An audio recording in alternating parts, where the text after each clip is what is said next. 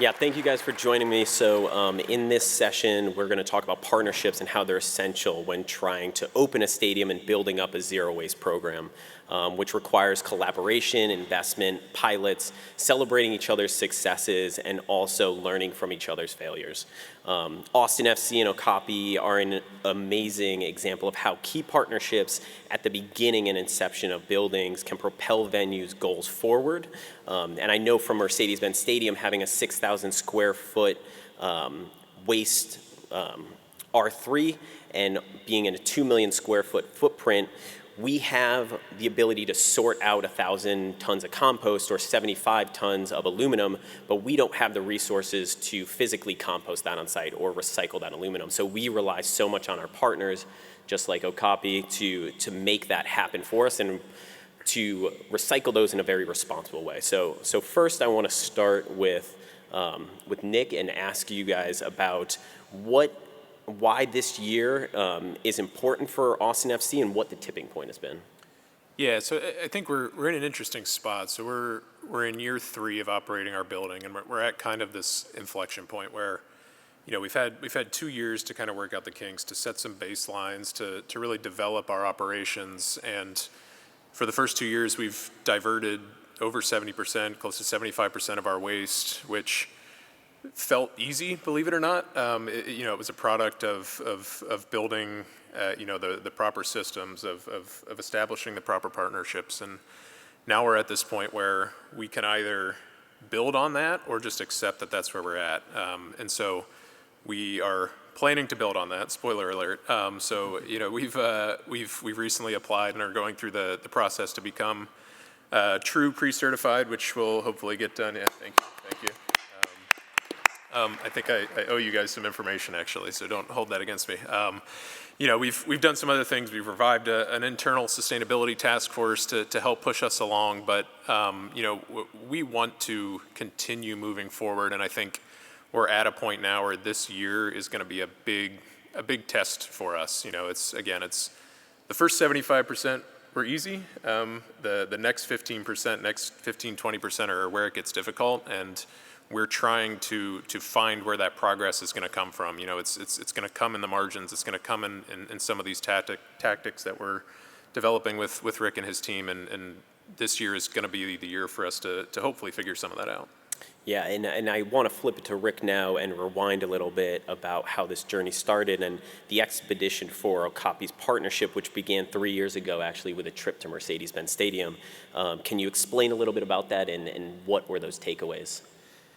Yeah, it's an interesting story. So I'm from Atlanta, I live in Austin, and before we launched our consulting company, we worked with a local hauler in Austin, Texas, and we were trying to get in touch with a new stadium that had not been built yet. And I was visiting my best friend in Atlanta, and he was telling me about how awesome Atlanta United was, and I was like, dude, it's just soccer. And he's like, no, it's the greatest thing ever, you don't understand. So he said, you got to watch a match with me. So we watched a match, and at halftime, they had the sustainability people on from Mercedes-Benz Stadium saying, it was prior to the certification, but they were talking about all the great things they were doing. I was like, we have got to go talk to them. So the next day, had our director of marketing, Letty, and myself and 2 other people, Greg Beal, who's here, and we booked a flight, went to Atlanta, went to see a match so we could see what it was like in person, and then booked with Scott Jenkins tour the next day. We didn't know he was as famous as he is now back then, but he spent about 4 hours with us, and when he learned all the things we were doing in Austin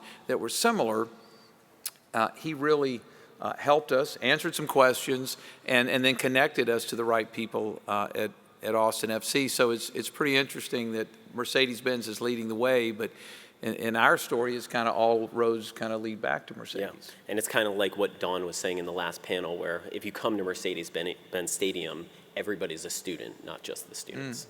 So I want to jump over to Jordan and kind of ask how that relationship with Okapi came to existence, and if you can share some keys to that successful partnership and what other people can take away from that as they're kind of developing new stadiums or new processes in those stadiums. Yeah, I mean, a very quick example of this is how many partners, how many haulers, how many sustainability partners have offer field trips to their plants, to their facilities. We've taken our staff down to their plants multiple times now.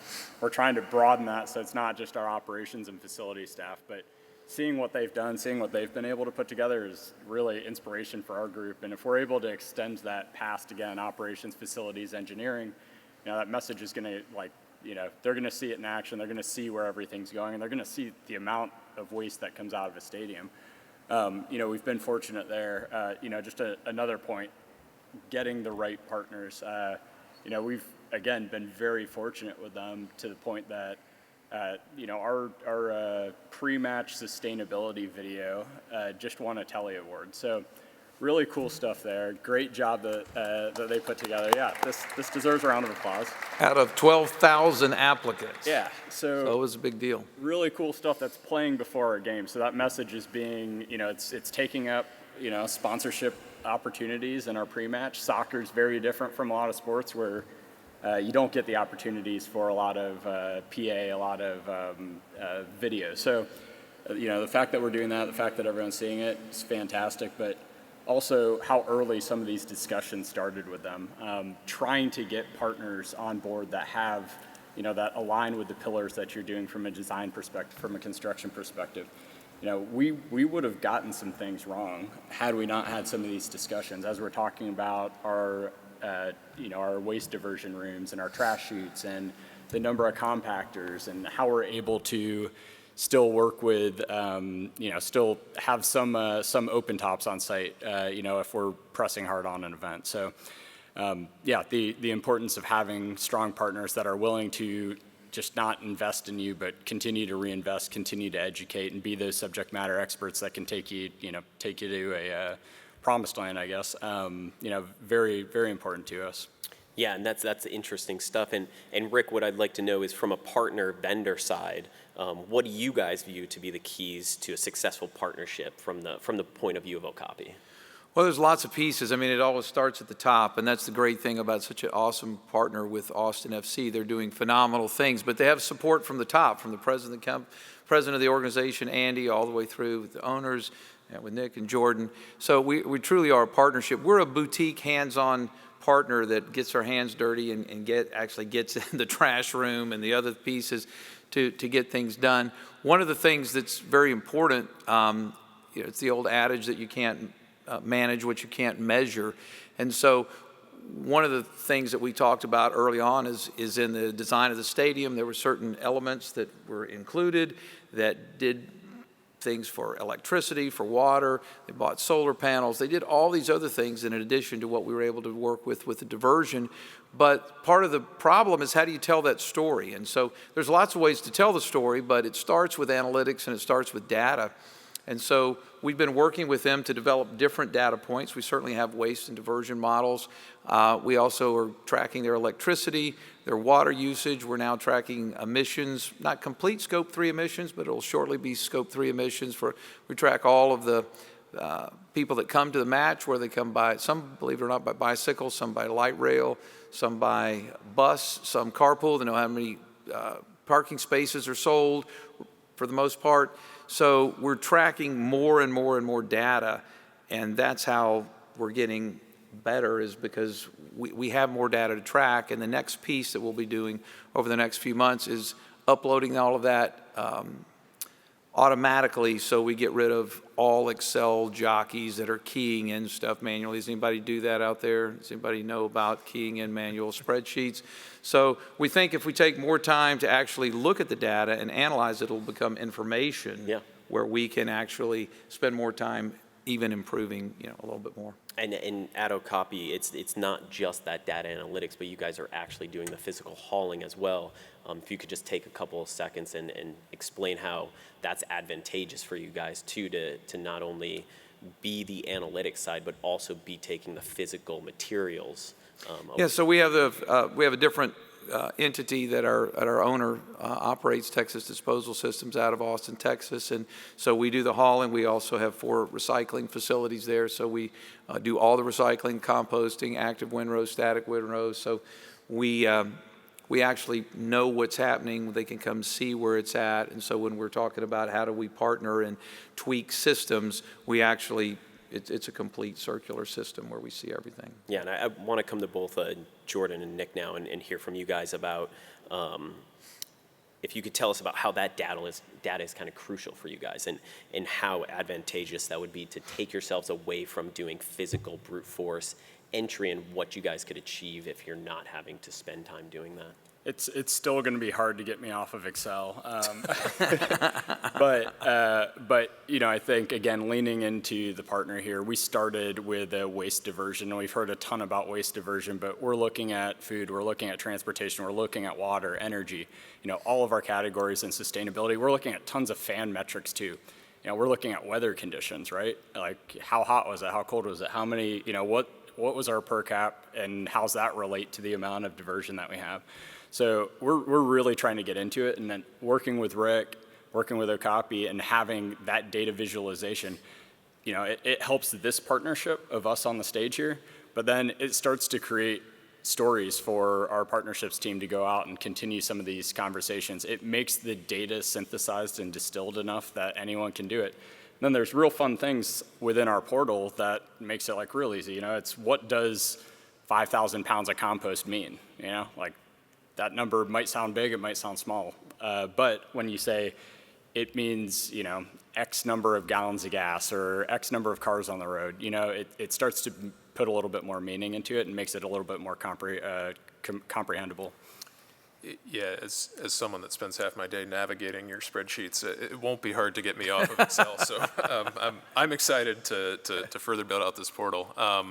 But what Jordan said is the biggest piece for me at the end there. It's gathering data, which we were already doing, but now how do we package that in a way that is useful to us? Useful beyond just internal analyzation, right? So as I said at the beginning, I think as we try to get to that 90% goal that we've set from a waste diversion standpoint, we have to build out the engagement from our partners, from our internal staff, from our fans, from our vendors, from every involved stakeholder, and doing that with data that is easily digestible, data that we can put in a deck, put on a website, put somewhere for people to see and immediately understand how they can contribute to that is going to be a big leap for us, or hopefully will be a big leap for us.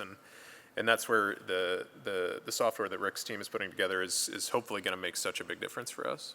And you say easily digestible, and I know whenever we're talking to leadership and they don't have the day-to-day visibility of what is going on, Rick, how is this program making things easily digestible for that high-level deck that is being made for those meetings where you only get 30 minutes if you're lucky to give the scope that we're trying to convey? And it's a different audience. Exactly. As we all know, when we go to the C-suite, it's different than when you're talking to someone who is picking up bags at the janitorial staff. So the idea is to customize the data in certain ways so that it's digestible for each different group that's looking at it. And there's another piece, and that is the fans. One of the great things that Austin FC does is they put certain information on the diversion percentage, for example, and can do other things on their website. So we're parsing information together that's applicable to that particular group. So we can give one to the C-suite, we can give one to the operations group, we can give another to the fans, and the people want to know how it's working. I mean, the people at the top, the fans want to know. They want to know what does the brand represent, and we're doing this work. What does it mean? And they want to be able to understand it too. So I mean, for us, we spent a year trying to figure out the financials of what our zero waste is costing. And you can say all these numbers and the amount of people and the amount of waste, but at the end of it, the most important metric is it costs us 13 cents per person per event to operate our zero waste program. And that's something that anybody can understand. So if you find a dime on the way to Mercedes-Benz Stadium, you've basically paid for your zero waste experience in our stadium. So so that's always trying to find those connection points. So kind of as we close, just each of you, like, what do you think was the one thing you wish you had known 3 years ago that you think would have helped you today? I mean, coming off of a new build, I think every time I walk around the facility, anytime I give a tour, it's what's the one thing you'd change? And, it was the first project a lot of us ever went through. I think we built it very operationally efficient, fan friendly. But there are those handfuls of things. And, I think I'm going to turn the question, I'm going to mess this up a little bit, but, I think just the importance of this and like kind of putting a foot down. It was 118 degrees in Austin on Wednesday. Our last 2 matches, we had a Wednesday, Saturday, and then Nick and I flew down here on Sunday, or up here. Very far up. And we've had to petition our league to push our start times back. So the athletes, the fans, the staff, they're all being affected by what's happening in the environment right now. So, it is very important, and it's dangerous down in Central Texas, like a lot of the time of the year. I think the biggest thing for me that I wish I had known, or maybe I should have known, is that, I'm never going to have more time than I do now to apply some attention to these things. We don't have a department that's built out with a specific sustainability manager or anybody that is their direct focus, and it's kind of just Jordan and I, maybe a couple others that really have our hand in this. And unless I or Jordan or somebody establishes direct priority for these things, specifically our waste diversion efforts, then there's not going to be 2 weeks from now where I have time to sit down and do it. There's not going to be 2 months from now where I have time to sit down and do it. We have to establish that priority for ourselves and decide what that means for us and act on it now instead of waiting for the time to magically appear for us. And if it's okay, I'll change the question a little bit, because I don't know that there's a lot of things that we would do differently, but I'd like to just finish up with a story. Our MC talked about the magic of story and Disney, so I'm going to follow up with that, because it was what can we do, but what does it affect the people and the brand as well, the environment. And I'll share the story. I'll keep the names so to protect the innocent, but I talked to a previous mayor of another city in Texas that doesn't have an MSL team, Major League Soccer team, and Austin FC played a friendly match in their facility. And he called me up and he said, "What are you teaching these people at Austin FC?" And I said, "What do you mean?" And he said, I saw something, I don't know what it is. He said, "We finished the match, there was beer-soaked fans in the whole place, and Austin FC looked around and without any provocation or leadership, on their own started picking everything up. And they were looking for the recycling facilities, which weren't there at this particular stadium, but they picked everything up, they cleaned their whole area up and put it away, where the home fans of this team just sat there in their filth and laughed and mocked and said, 'What's wrong with these crazy people from Austin?' Isn't that great?" And I said, "Well, it's funny, we didn't teach them to do that." I kind of did the story of like middle school when you go spend the night for the first time and your mother says, you're representing our family, don't leave the dirty towel out there and all this stuff. It's like we didn't tell them when you go to a different stadium, do this, but we said when you were at beautiful Q2 Stadium with the video that we work together to produce, and we do trash goalies where we go out and work, at the eco stations and the support and everything that the Austin FC team does. This is what you do here. But somehow, we don't really know when or how, it transferred from here to here, and when they went somewhere else, that's what the brand represented. And so I think that's what we're most proud of. We're proud of numbers and we're proud of certifications, but when you can change the culture of rabid soccer fans, it's pretty exciting. Thanks, that's a great story. And yeah, it's been great talking with you guys and just leave with something that our COO, Dietmar, told me on our first day, if not us, then who? If not now, then when? And then he told us to get to zero waste in a month. And you did it, right? And we did. Yeah.